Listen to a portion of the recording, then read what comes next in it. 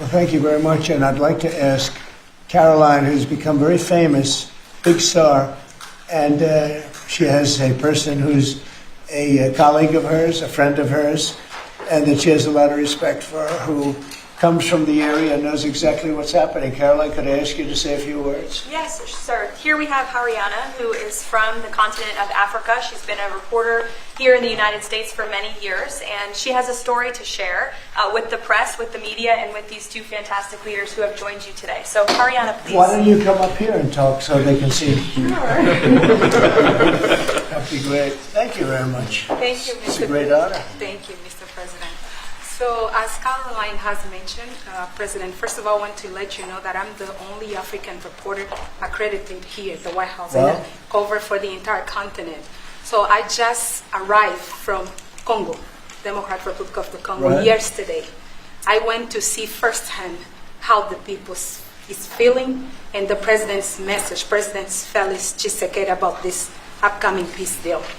And let me tell you firsthand what I've witnessed myself. I spoke with the people on the street. I spoke with youth.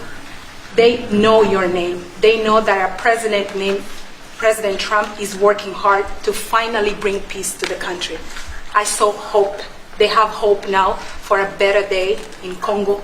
They see what you're doing as a future, better future for Congo. And I had opportunity to sit down with President Felix Tshisekedi for an interview because I want to understand his mind, what he's thinking, his feeling about everything that your administration is doing.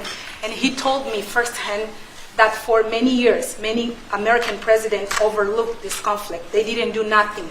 Even myself, I covered President Biden's administration. I pressed many times about this conflict. People are dying in Congo. This country has so much potential, but they need help because this war is destroying the country. Right. They never gave me any answer.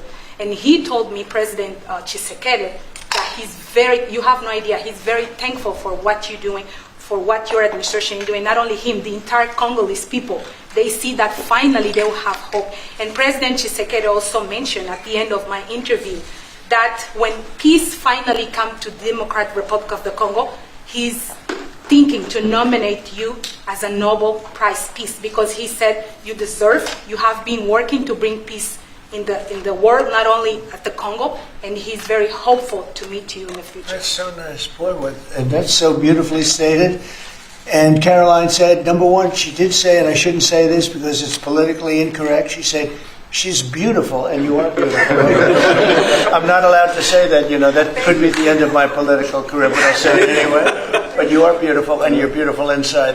So I wish I had more reporters like you. You covered Africa for a long time? Yes, for over 10 years. Wow. I covered even your first administration. Yes, I know that. That's great. Well, thank you. That's so nice that you said that. You. Appreciate it. And I have one more question, Yes. Mr. President. Since we know in July or in the future, both President of Rwanda and the Congo will be coming to the United States. In Africa, President John Lorenzo, the president of Angola, he is also the leader of African Union. Good. He worked very hard to bring peace, but unfortunately... Let's get him here. Yes. That's okay? Would you invite him for me? Of course. Okay? No, we'll have. I know that he works very hard, and he's the head of essentially the union. So the union all over Africa, not the kind of union that we have. This is the union all over Africa, and I'd love to have him, so you'll let him know. Of course, Okay? Mr. President. Thank you very much. Thank you, Good. Mr. Now you go back to where you belong, right? That's great. That was a great job. It's real knowledge and real heart, too. Congratulations. Okay. So we're here today to celebrate a glorious triumph, and that's what it is, for the cause of peace. And this is a long time waiting. The signing of a historic peace agreement between the Democratic Republic of the Congo and the Republic of Rwanda. The conflict has continued, and it's been going on for many, many years. It's been going from, I guess they say 30 years. The Great Lakes region of Africa for a long time, and maybe even a time before that. How is the Great Lakes region? Must be beautiful, right? Beautiful. Beautiful region, but they had a lot of war, right? A lot of fighting, a lot of death.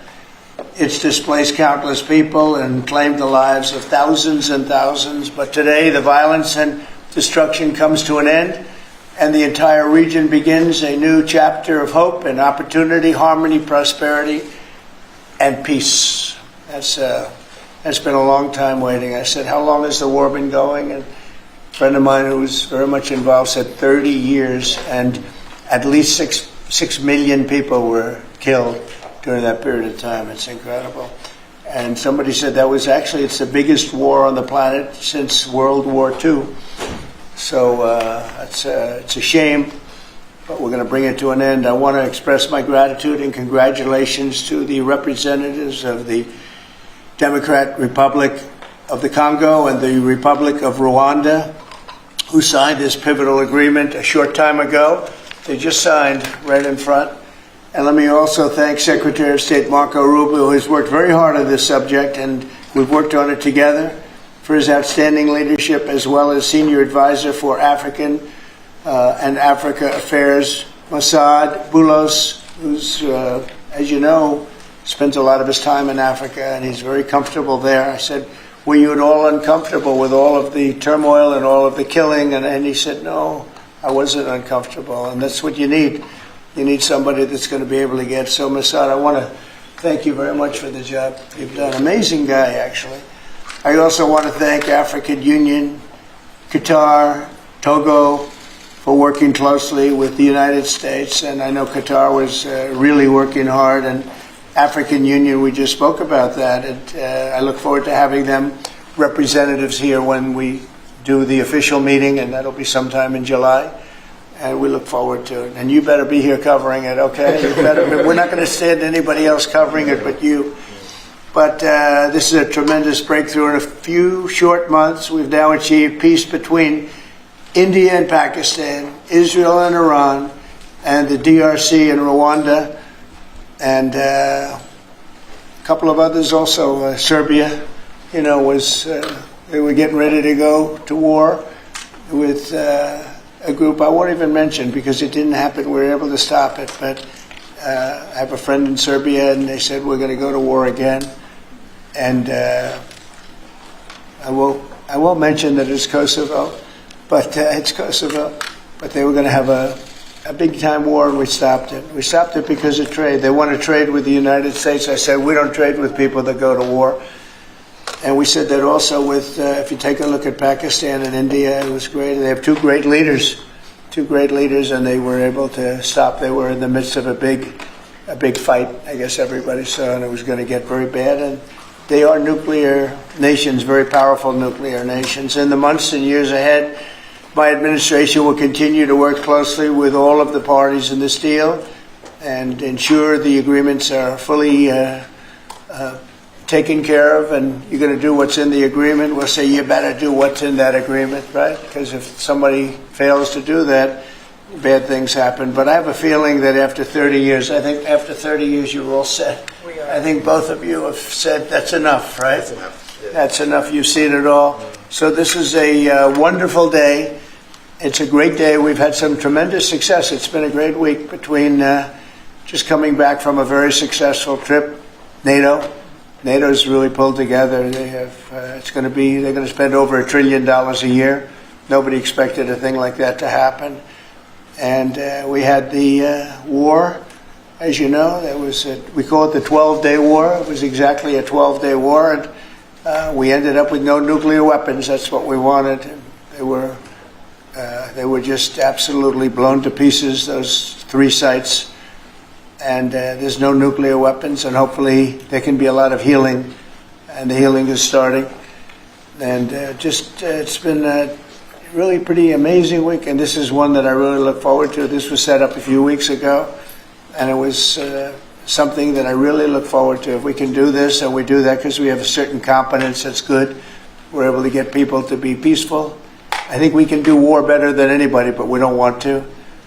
And we have the greatest military in the world. They showed that in Iran. Those pilots, they flew for 36 hours.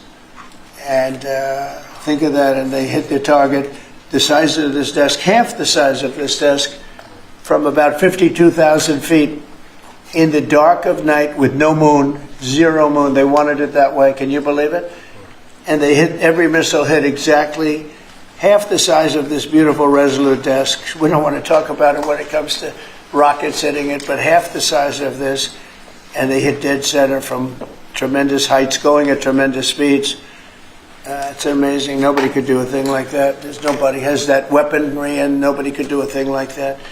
So we had a very busy and successful week. And in addition to that, our economy is doing great, setting records with the economy, and a lot of other good things happening. But this is about Congo and Rwanda. And I'd like to ask, if I might, would you say a few words before we introduce our guests, please? Sure. Thank you, Mr. President. Yes. So, under your leadership, Mr. President, and the full support of Secretary Rubio and the entire team at the State Department, we engaged with the two parties in early April, and within 3 weeks they signed the Declaration of Principles. And now, within about 2 months from that, we have signed today the final. This is actually the final peace agreement. You know, many people were wondering if this is preliminary. No, this is the actual final peace agreement that they've signed today. You've also expressed interest in inviting the heads of states to the White House for a signing ceremony. So there will be some other additional agreements that will be signed. In addition to this, which will become known as the Washington Accord with regards to the Great Lakes region. That's great. There are some Why economic... not the Trump Accord? I'm only kidding. What they had to say. No, I think that's a great name, Washington Accord. Beautiful. And there's an economic aspect as well that is extremely important for both countries. They have also worked, last week we finalized the regional economic integration framework, which both countries will be signing at the White House here during that ceremony. And That's going to be a great ceremony. Absolutely. Right? We're going to make that a great ceremony and bring other people that were involved, some other people. Besides the gentleman we talked about who we know has worked so hard, if you think there are other people that are deserving, let us know. Okay? Sure. And there will be some bilateral agreements. We're negotiating a minerals deal with the DRC for critical minerals. Many American companies have shown interest in investing in the DRC, and these we're talking about long-term investments. Same thing with Rwanda. Many American companies have shown interest, and not only in mining, but also in the midstream and downstream, which will be the processing of minerals. We're also working and supporting the Lobito corridor, which will help building the infrastructure. Just 2 days ago, the United States signed, and supported a project of $1.5 billion for electric transmission from Angola to the DRC. And there are many other projects of that nature lined up. So we will be, under your leadership, Mr. President, will be working with the two countries very closely and with the support of Qatar to make sure that this agreement is implemented. And a lot of our companies are in both of these countries now, especially since we've been getting along so well. It's probably the way we were brought together. And we have a lot of our big companies are there, between rare earth and all of the other things that they do in Africa, which is very greatly expanding, especially in these two countries. You have earth, they consider it to be about the best in the world, actually, I've heard. So we're doing a lot of different things, and it's all going to bring everybody together. That's how this all began, I guess. But the big thing is, the big thing for me is there's really only one thing, and that's getting a peace treaty with two countries that have been fighting for 30 years. And I want to thank you all. Will, if you could, Yes, sir. you could bring the letters over. Of course, sir. So in front of you, as you said, sir, these are the actual agreements that were signed respectively by the foreign ministers of the Democratic Republic of Congo and Rwanda earlier today, witnessed by Secretary Rubio. We've also prepared for you two letters. This is to President Paul Kagame of Rwanda, expressing your appreciation and congratulations for everything that's happened already, and of course inviting him to Washington for, as Dr. Bula said, what we hope will be the Washington Accords, finally setting the terms for peace and prosperity in this region, hopefully for a very long time. That's great. That's beautiful. Very important. We're going to put a picture in there, right? As soon as this is over, they're going to put. We have a fast-moving photographer, Dan. Just going to put a nice picture of us here. Okay. That's for you. And this is a letter to President Chikisade of the Democratic Republic of Congo, again congratulating him on settling this long-running war and inviting him to Washington, D.C. for the final conclusion of the agreement, hopefully soon. That's great.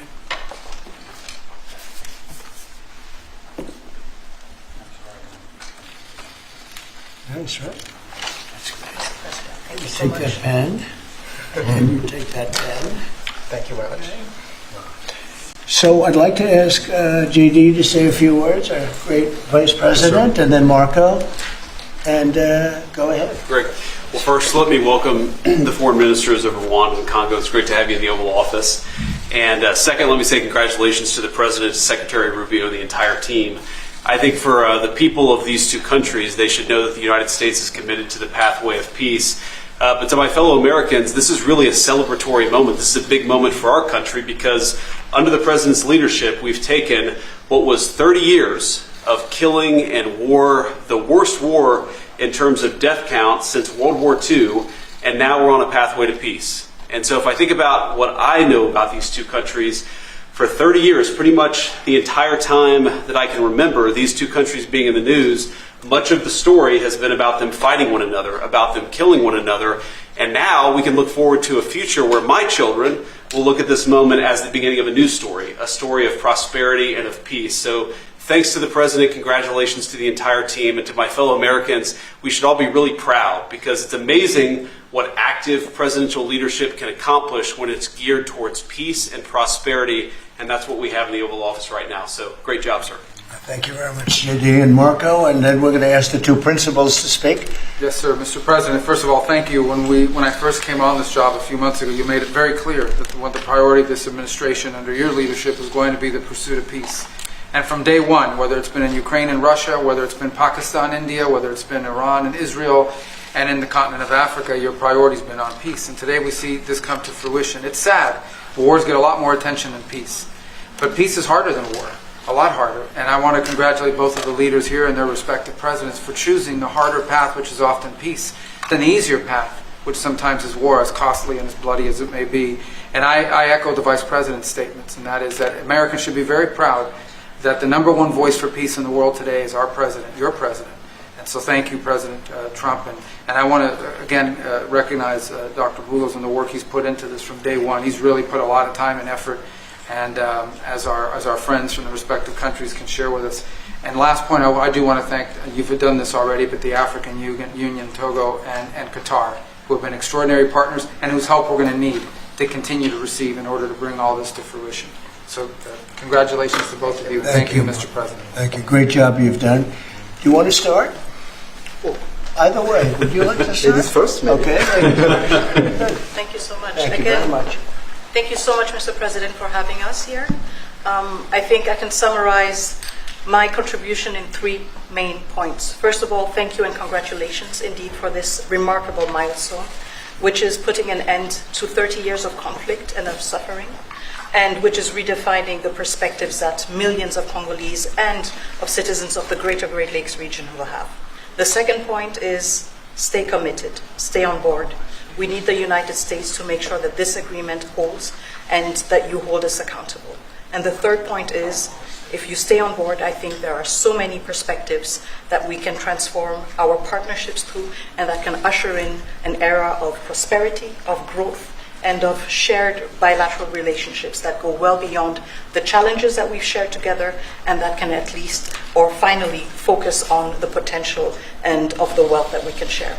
So again, our heartfelt gratitude to you on my behalf, but more importantly, on behalf of the people of the Democratic Republic of Congo.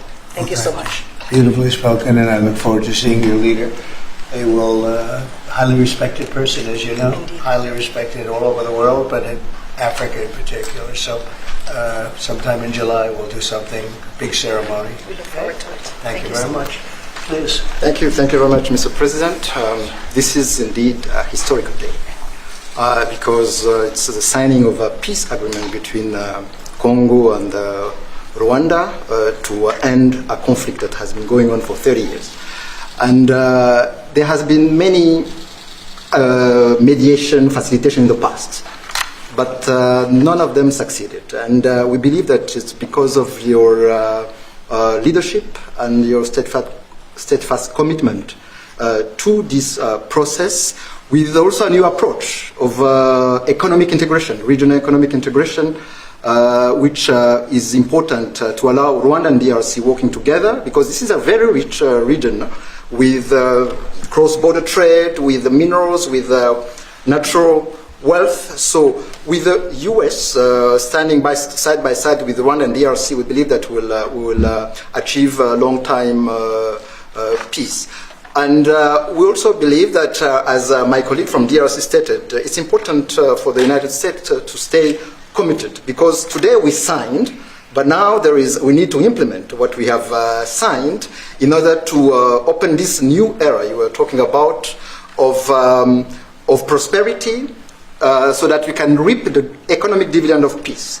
So for this economic integration framework to be implemented, it's important for the US to accompany the parties to implement what we have signed, because in the past we have signed so many agreements that were not implemented. And we are really, we believe that with your leadership, with the involvement of the United States administration, we will reach that goal. So thank you very much, Mr. President. Well, this will happen, definitely. I can reach over. Do you want to just press them over to me? Let me have them. And I just wanted to give you each. These are your signed agreements. And we'll make sure that you follow through. We'll make sure you follow through. Yeah. We'll make sure that you follow through. Okay, that's for you. And we have one other thing that we're going to give, that we give to special people only. It's a coin. Thank you. And I hope you do that. I'm going to give you a second one for your leader. Oh, thank you very much. These are serious coins. You don't want to lose them. You'll be very. I think that your reporter from Africa should get one. What do you think? Is she allowed? I think yes. Are the reporters okay with it? Brian, yes? Darling, that's for you. Okay. You did a fantastic job. Thank you, And I heard Mr. President. you do a great job covering everything. Thank you. And Mr. President, we actually have the pictures that you took earlier Oh, with the let me see foreign ministers here already. Thank you so much, Mr. President. Thank you. Let me see that. They're in this folder right here, sir. Okay, this one? Yes, sir. Oh, they look better than me. I don't like it. I don't like it. That's beautiful. That's very good. We have a good photographer. Beautiful. That's great. You better, I'll tell you, you better do the job here. We're going to come down.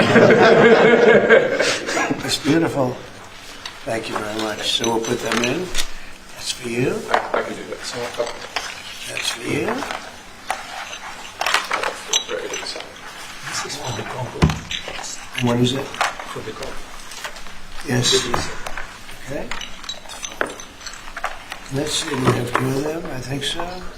You wouldn't give us one, you would have made a big mistake. Isn't that nice? That's for you.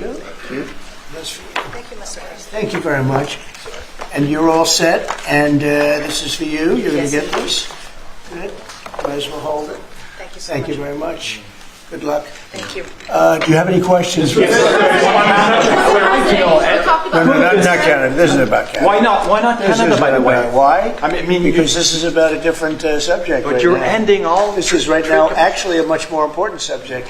We just ended a war that was going on for 30 years where 6 million people died. So don't ask me a trade question on Canada. Mr. President, Kara Castanova from Lindell TV. Now that your administration, and congratulations, has secured peace in Africa to a bloody, horrific war that's gone on for decades and no other president could do it, do you think the mainstream media will I finally... love her, I'm telling you. But you're right, no other president could do it. They tried and they didn't even try, I don't think. I actually don't think they tried. Do you think Biden tried? He didn't know he was alive. Do you think the Go mainstream ahead. media will finally give you credit where credit is due? No, the media will never give me credit. But the people give me credit. That's why I'm here. The people didn't give me. That's why we're here in a landslide. We got all 7 states. We won the popular vote. So the media won't give me credit, but the people give me credit. That's more important to me. Mr. President, you're going to go down as a peacemaker. You're also going to go down with the president who had 0 border crossings in May. You secured the border most than anybody has ever done. But I don't know if you know this. You're on track right now to have the lowest murder rate in history in this country, and I think a lot largely go to the fact we closed down the border. But do you want to comment on that? You might go down as the lowest murder rate in U.S. history, President Trump. I saw that the other day, and it's an honor. I mean, and that's really even better because, you know, we've taken a lot of illegals into the country through the Biden administration that are murderers, 11,888 to be exact. And many of them are now gone. We got rid of them. They're back where they belong. But so it's a great honor. You know, if you took that out, the numbers would be even better. They've created a lot of problems. Good. You truth socialed earlier about getting money to the air traffic controllers and the big, beautiful bill, which hopefully, praise God, we get this thing signed.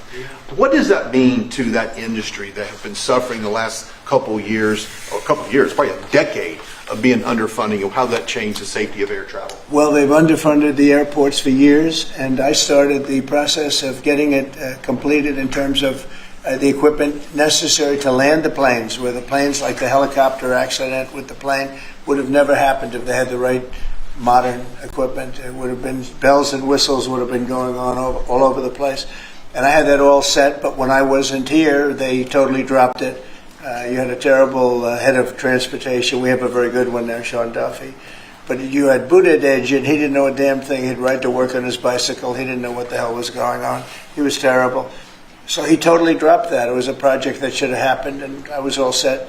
But we had a very sad experience with the voting. And so we didn't get to do that, but now I'm doing it, and we're going to have a great system. And it's funded partially by the bill. It's the initial funding is by the bill, and then it gets to be funded. The rest of it comes a little bit later as we build it out. But we're going to build out the best in the world. We have the best companies in the world. A couple of countries have very good systems. In fact, I noticed when I was landing, my pilot often would use the system of another country, and I said, "What are you doing that for?" He said, "The United States system is so bad." So we have the best companies that do that in the world bidding. You have Raytheon, you have IBM, you have a lot of different companies bidding, and we'll get the best one, the best system for the best price. And they're going to go to town and give us a system that will be better than any other system in the world. And you won't have planes bunking into each other at 35,000 feet. On the subject of peace deals, how close are you and your administration to a deal in terms of Gaza ceasefire right now? Often asked, and I think it's close. I just spoke with some of the people involved. It's a terrible situation that's going Gaza. He's asking about, and we think within the next week we're going to get a ceasefire. And we're supplying, as you know, a lot of money and a lot of food to that area because we have to. I mean, you have to. We're, in theory, not involved in it, but we're involved because people are dying. And I look at those crowds of people that have no food, no anything, and, you know, we're the ones that are getting it there. Some of it's being taken by some bad people, you know, if you give it and you give it out, and they're supposed to be taking care of the people, and they end up stealing the food and selling it. But we have a pretty good system now. But so we're helping with that. You see the lines of people that just get one meal essentially. But it's too bad. Other countries aren't helping out. Nobody's helping out. We're doing that because I think we have to on a humanitarian basis. Like this, we didn't have to get involved in Africa, but we did because we thought it was. I mean, I've been reading, like JD said, he's, you know, from much of his life, he's been just seeing this about this brutal war, and it actually got a lot of publicity because of the level of brutality. Right? It was nobody's ever seen anything like it, and to be involved in that, I mean, I consider this the most important of my conferences today. We just had a great Supreme Court victory today, and everybody would say that was big, but you know, we're talking about saving thousands and probably millions of lives here. This is more important than anything. So it's great, but we're working on Gaza, trying to get it taken care of. And again, you know, a lot of food has been sent there, and other countries throughout the world should be helping also. And on another conflict that I know you've been working on, sir, is it true that you have reached out with a letter to North Korea's Kim Jong-un?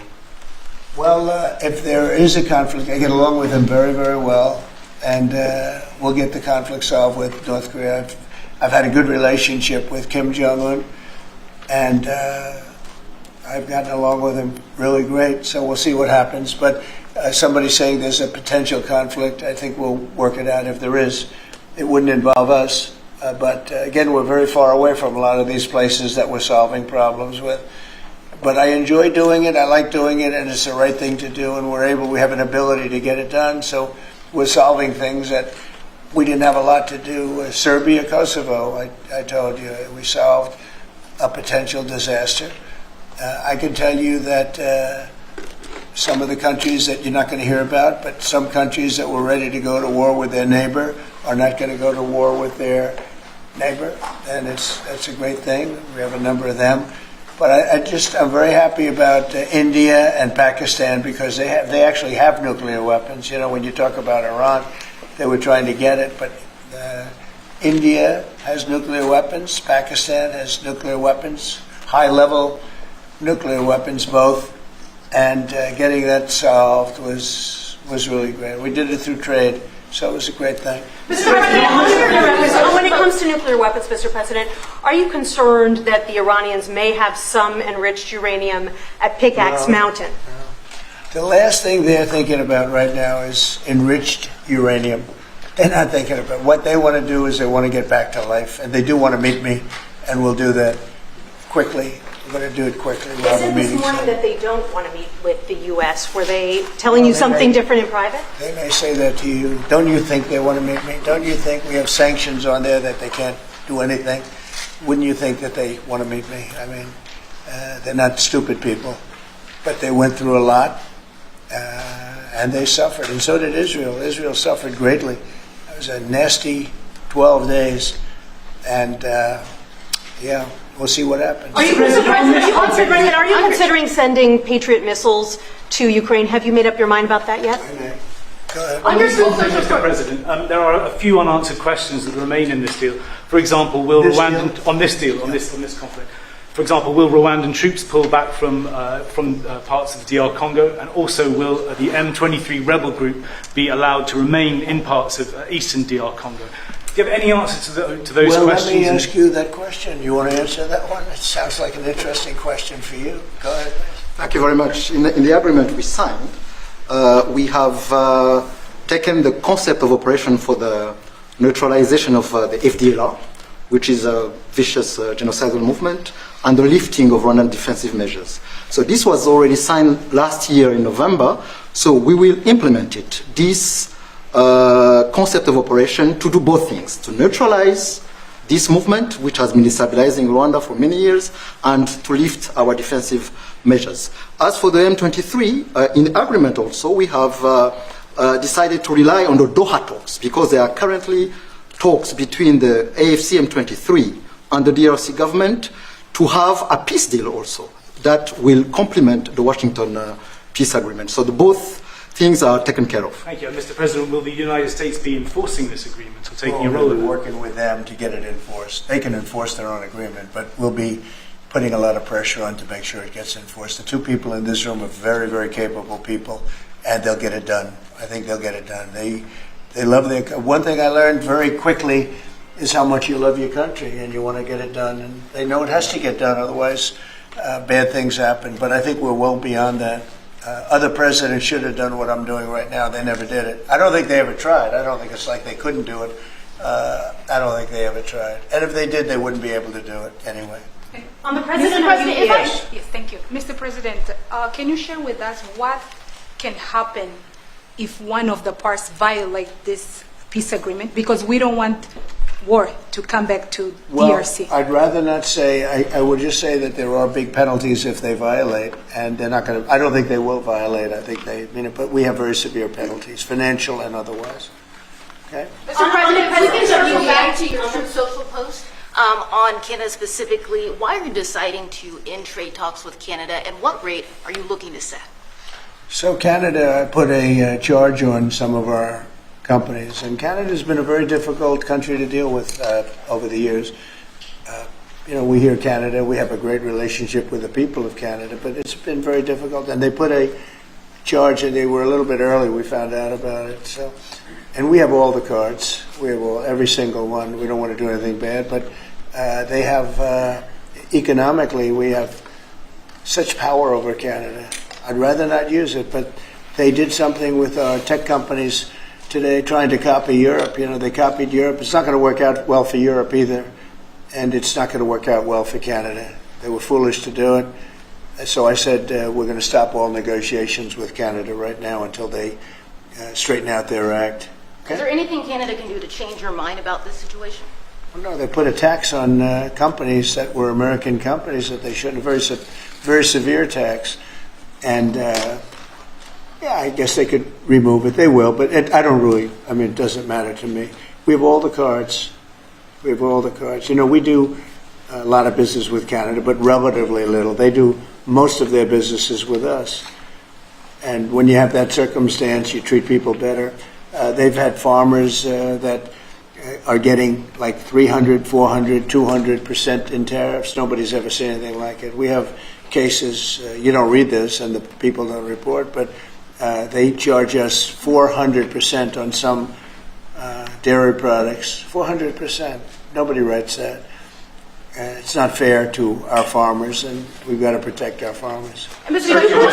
President, you mentioned how much of a rate cut it would do to the interest on the debt. Earlier today, Director Pulte was on CNBC talking about how he suggested Powell should resign. Any comments on whether or not Powell should step down? I know you've been pretty critical. I don't have a comment. I'd love him to resign if he wanted to. He's done a lousy job. Look, if you were there, you'd say, well, you know, the United States is doing well. They have no inflation. And if they do get inflation in a year or two, we'll start raising the rates. We'll get rid of the inflation, you know, and do other things. Biden had the worst inflation in the history of our country. 19%, but I think it was much higher than that. Frankly, they say 19%. I say I think it's a lot higher than that. And we have almost no inflation now. We've done a great job in a short period of time. Energy prices are way down. Gasoline now is down to close to $2 in a lot of places. A couple of places I see it even broke. It's like $1.98 a gallon. We've done a great job on inflation and honestly, pretty much everything else. I think it's very sad the way people act. You know, you have a guy in there that with the stroke of a pen could lower interest rates and save us hundreds of billions of dollars a year. But he's a stupid person. You know, it's very interesting. I'm not sure if he doesn't understand it, because he should be able to understand it. It's sort of 101 economics, but I'm not sure of that. But think of it, with the stroke of a pen, he talks about costs. We can save $600 billion, maybe even, these are nice numbers for you, right? $900 billion, $950 billion by lowering interest rates. And it's really just more of a paper movement. It's not like you're not cutting anything, you're not cutting jobs. It's just interest rates. And we're number 40 or 44, number 45. Some places that you wouldn't believe that, you know, I don't want to be disparaging, but they pay a lower interest rate than the United States of America.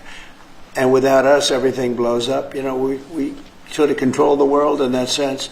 But we have a guy that's just a stubborn mule and a stupid person that is making a big mistake. He's making a mistake. And it lasts for years, because when you do the debt, now I've instructed my people not to do any debt beyond 9 months or so. Get this guy out. And whoever is in there will lower rates. If I think somebody's going to keep the rates where they are or whatever, I'm not going to put them in. I'm going to put somebody that wants to cut rates. There are a lot of them out there. And I said this morning, a lot of the business shows today were saying, you know, Trump is right. He should be cutting rates. Think of it. We have a great country. We're making a lot of money. We're taking in billions of dollars in tariffs. We have $15 trillion of money that wants to be invested here, which is a record. In 2 months, it breaks any record that we've ever had for a whole year, and not even close. 15 trillion, and it's going to be much higher than that. That's after essentially 2 months, because, you know, we've been doing it for about 2 months, 2.5 months. $15 trillion breaks every record in the book. There's never been anything like this. We have factories moving in, we have car plants moving in, we have everyone wants to be part of the United States. And as I told you, and I say it to everybody, when I was in the Middle East, the King of Saudi Arabia and Qatar and UAE, all great leaders, they have all great leaders. All three of them said, you got the hottest country in the world, and you did it in, at that time I was there for 4 months, because we got back a little while ago. But everybody says it, not only them. We have the hottest country in the world right now. The only thing is we have a Fed chairman that is, he doesn't get it. And you could have substantially low. Like if we cut him 2 points, would save more than 600, think of it, more than $600 billion just because you cut. But you can't go out to the market and say, well, we have a guy that's got us at 4% or 4.5% and we want to pay 2% or 1%. I think we should be paying 1% right now. And we're paying more because we have a guy who's, suffers from, I think, Trump derangement syndrome, if you want to know the truth. But he's not good for our country. Did you push for the president of UVA? Did you push for the president? Not you. A related question on banking. There have been reports, Mr. President, that your administration is considering issuing an executive order about debanking, which is the practice of banks denying services based on people's political beliefs or industries such as crypto, people involved in that. Would you be open or interested to sign such an executive order targeting debanking, and what might that look like? Well, I think the debankers, I think that banks, I can tell you because I've been a victim myself, because of my politics, that big banks were very nasty to us. And I actually think it was Biden's people that told them to be, because the one group of people the banks are afraid of are the regulators. They are petrified of the regulators. And I've seen the biggest banker. I can tell you, you see him on television all the time. If a regulator walked into the room, he gets all nervous and crazy.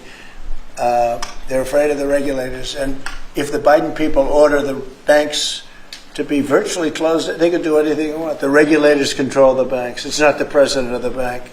The president of the bank is far less important to a bank than a regulator. And a regulator can put that bank out of business, just like bad prosecutors are very dangerous. We had a couple. I had deranged Jack Smith and some others.